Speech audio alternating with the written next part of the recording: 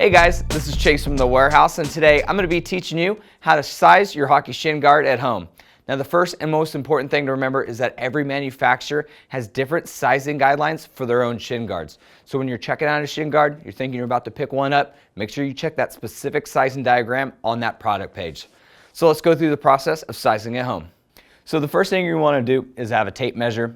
You can use the soft or the hard ones, it doesn't really matter. The other thing you want to do is going to lace up your skates that you're going to be skating on. It's very important because the whole idea here of having a proper fitting shin guard is to make sure that there's no gap in protection. So what I'm going to do is I'm going to measure from about an inch below the top of the tongue.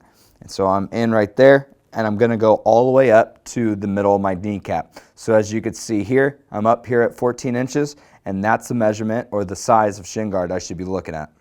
So this is also where personal preference plays a factor. So we're going to go ahead and grab our 14 inch, and that 14 inch measurement that we got from the center of the kneecap under the tongue is going to be perfect for shin guards or players who wear their shin guards over the top of their tongue. Now I personally go under the tongue. We'll talk about that in a second, but I'm lacing this up here, and you can see that there's no real gaps in protection, and it fits really well. My knee is sitting directly into the knee donut or the cradle, so that's a great indication that it's a good fitting shin guard for me. Now if I do try and go under the tongue, like a lot of players do, you could kind of see as I roll my leg up, my ankle up, that it slides the shin pad up a little bit. Now that's an indication that you have too big of a shin guard, and this is where I like to use the rule that you take 1 inch or you hop down one size if you're trying to go under the shin guard. So I've already went ahead and put on the 13 inch so you can see how it looks properly fitting under the tongue.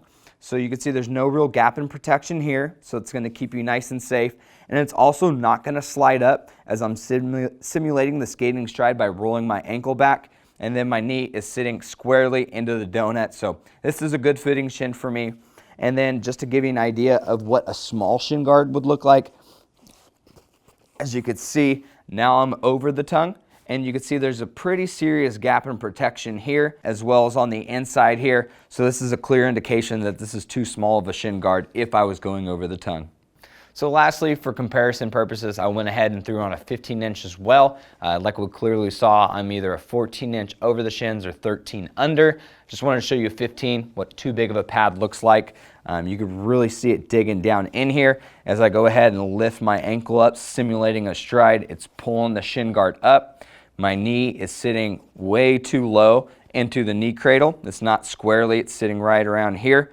And so again, this is not going to protect you well, and it's going to be really hard to skate in.